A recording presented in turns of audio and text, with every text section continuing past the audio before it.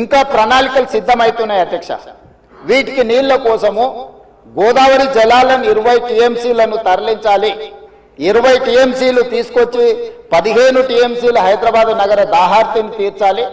5 టీఎంసీలు గండిపేటలో వదిలి శాశ్వతంగా ఈ నీటి సమస్యను పరిష్కరించాలి అని చెప్పి రోజు ప్రణాళికలు సిద్ధం చేయడమే కాకుండా 7,000 కోట్ల రూపాయలతోని గోదావరి నదీ జలాలను ఈ రోజు తరలించుకొచ్చి మూసీ నది, ఈసీ నదిలో వదిలి ఈ రోజు 3 నదుల యొక్క సంగమం చేసి ఈ రోజు అభివృద్ధి కార్యక్రమాన్ని ముందుకు తీసుకెళ్లాలని పనులు ప్రారంభించిన అధ్యక్ష.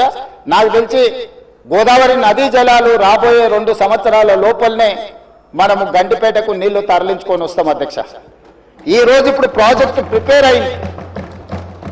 నెక్స్ట్ 3 months లో 31 మార్చ్ లోపల గండిపేట నుంచి గాంధీ సరోవర్ వరకు, హిమాయత్ సాగర్ నుంచి గాంధీ సరోవర్ వరకు 21 కిలోమీటర్లు కూడా మార్చి 31 లోపల అంచనాలు సిద్ధం చేసి టెండర్లను చేసి first phase of Musi river development front అభివృద్ధి కార్యక్రమాలను ముందుకు తీసుకెళ్లాలనుకున్నాం.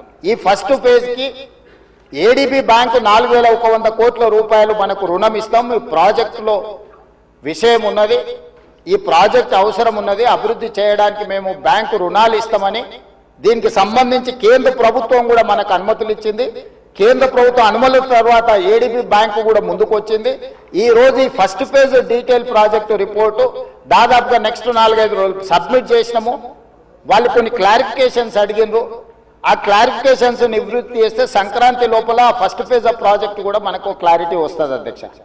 క్లారిటీ వచ్చిన తర్వాత ఎగ్జాక్ట్గా ఎంత జరుగుద్దో, దీని అంచనాలు ఏంది, నీళ్ళు ఏంది, ఏ విధంగా చెక్ డ్యామ్లు కడతాము, ఏ విధంగా నీళ్లు తీసుకొస్తాము.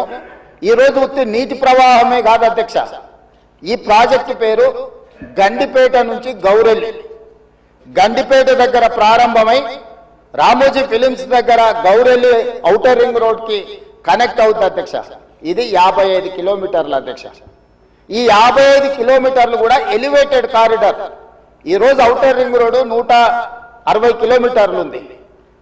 మధ్యలో నుంచి మధ్యలోకి పోవాలంటే 80 కిలోమీటర్లు ప్రయాణం చేయాలి. కానీ అదే గండిపేట నుంచి గౌరెల్లి వరకు మీరు ఎలివేటెడ్ కారిడార్ వేస్తే 55 కిలోమీటర్లలోనే మనం ఇక్కడ నుంచి అక్కడికి ప్రయాణం చేయడానికి అవకాశం ఉంది అధ్యక్ష. నార్సింగ్ దగ్గర ఒక జంక్షను, అట్లా ప్రతి దగ్గర బాపుఘాట్ దగ్గర ఇంకొక జంక్షను, చార్మినార్ దగ్గర ఇంకొక జంక్షను, చాంద్రాయన్ కూడా మన చాదర్ఘట్ దాటిన తర్వాత ఇంకొక జంక్షను, నాగోల్ దగ్గర ఇంకొక జంక్షన్, ఇట్లా ప్రతి జంక్షన్ లో ట్రంపెట్స్ క్రియేట్ చేసి ఔటర్ రింగ్ రోడ్ నుంచి సిటీలోకి వచ్చే వాళ్ళు అక్కడికి వచ్చి ప్రతి సర్కిల్లో ఎక్కడానికి దిగడానికి కూడా ట్రంపెట్స్ క్రియేట్ చేయమని ఈ రోజు ఎలివేటెడ్ కారిడార్స్ నిర్మించడానికి మనం అధికారులకు కన్సల్టెంట్స్ కు చెప్పినాం అధ్యక్ష. ఈ ప్రాజెక్టులో భాగంగానే మిరాలం ట్యాంకులో వచ్చే నీళ్లు కూడా మిరాలం ట్యాంక్ నుంచి జవహర్లాల్ నెహ్రూ జువాలజికల్ పార్క్ నుంచి ఆ నీళ్లు వచ్చేసి మూసీలో కలుస్తాయి అధ్యక్ష. It is connected to Musi only. So ఆ ప్రాజెక్టు కూడా అక్బరుద్దీన్ ఓవైసీ గారు, నేను ముఖ్యమంత్రిగా మొదటిసారి చాంద్రాయన్ గుట్ట పర్యటనకు పోయినప్పుడు అసదుద్దీన్ ఓవైసీ గారు ఇద్దరు మిరాలం ట్యాంకును ఒక పర్యాటక కేంద్రంగా బ్రహ్మాండంగా అభివృద్ధి చేయాలి, ట్యాంక్ బండ్ అక్కడ ఉండు కాదు, మాకు ఈ ఓల్డ్ సిటీలో ఒక మిరాలం ట్యాంక్ని అభివృద్ధి చేయాలి, జూ పార్క్ ఉన్నది, పక్కన మిరాలం ట్యాంక్ ఉంది 450 ఎకరాలలో, మీరు చేయాలంటే దాన్ని కంప్లీట్గా ఈ కన్సల్టెంట్స్కి ఇచ్చి ప్రపంచ స్థాయిలో అక్కడ ఒక అభివృద్ధి పర్యాటక కేంద్రంగా మార్చాలని చేసి ఈరోజు 450 కోట్ల రూపాయలతోనే మిరాలం ట్యాంక్ మీద బ్రిడ్జ్ కట్టడమే కాకుండా ఆ ప్రాంతాన్ని అభివృద్ధి చేయడానికి టెండర్ పిలిచి పనులు జరుగుతున్నాయి అధ్యక్ష. రాబోయే 2 సంవత్సరాలలో ఆ ప్రాజెక్టు కూడా పూర్తి చేస్తాం అధ్యక్ష. ఓల్డ్ సిటీ అని నెగ్లెక్ట్ చేయలేదు అధ్యక్ష. నేను చెప్పిన అది ఓల్డ్ సిటీ కాదు, అది ఒరిజినల్ సిటీ. ఒరిజినల్ సిటీని రివైవ్ చేసి ప్రపంచంలోనే ఒక గొప్ప నగరంగా మా హైదరాబాద్ నగరం అని చెప్పుకునే విధంగా అభివృద్ధి చేస్తామని చెప్పి మాట ఇవ్వడం జరిగింది. దాంట్లో భాగంగానే ఈరోజు గౌలిగూడ దగ్గర వదిలేసిన మెట్రోను ఈరోజు చాంద్రాయన్ గుట్ట వరకు పొడిగిస్తున్నాం అధ్యక్ష. ల్యాండ్ ఎక్వేషన్ జరుగుతుంది. అక్బరుద్దీన్ ఓవైసీ గారే మలక్పేట ఎమ్మెల్యే గారు ఇక్కడ ఉన్నారు. ఈరోజు నష్టపరిహారం అడిగినంతగా భూములు కోల్పోయే వాళ్ళకి ఇచ్చి ఈరోజు మెట్రో పనులు ప్రారంభించిన అధ్యక్ష. మిరాలం ట్యాంక్ ప్రారంభించిన అధ్యక్ష. అదే విధంగా longest flyover PV Narasimha Rao flyover తర్వాత రెండో లాంగెస్ట్ ఫ్లైఓవర్ మన్మోహన్ సింగ్ గారి పేరు మీద ఫ్లైఓవర్ ని జూ పార్క్ దగ్గర మనం ప్రారంభించుకున్నాం అధ్యక్ష. ఓల్డ్ సిటీ నెగ్లెక్ట్ చేయలేదు అధ్యక్ష. అండర్ గ్రౌండ్ డ్రైనేజ్ చంద్రాయన్ గుట్ట ప్రాంతానికి మనం నిధులు ఇచ్చినాం అధ్యక్ష.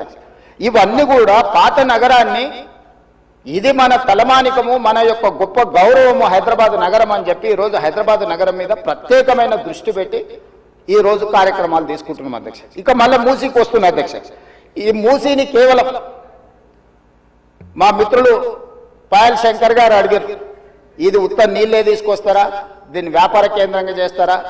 వారేమో ప్రశ్న అడిగారు. కొంతమంది ఏమో రేవంత్ రెడ్డి రియల్ ఎస్టేట్ బ్రోకర్గా మారాడు, రేవంత్ రెడ్డి రియల్ ఎస్టేట్ చేస్తాడని.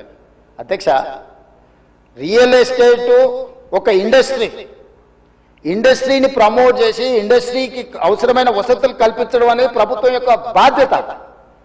ఈ నగరం రియల్ ఎస్టేట్ విస్తరిస్తే పెట్టుబడులు వస్తాయి, పెట్టుబడులు వస్తే పరిశ్రమలు వస్తాయి, పరిశ్రమలు వస్తే ఉద్యోగ ఉపాధి అవకాశాలు వస్తాయి.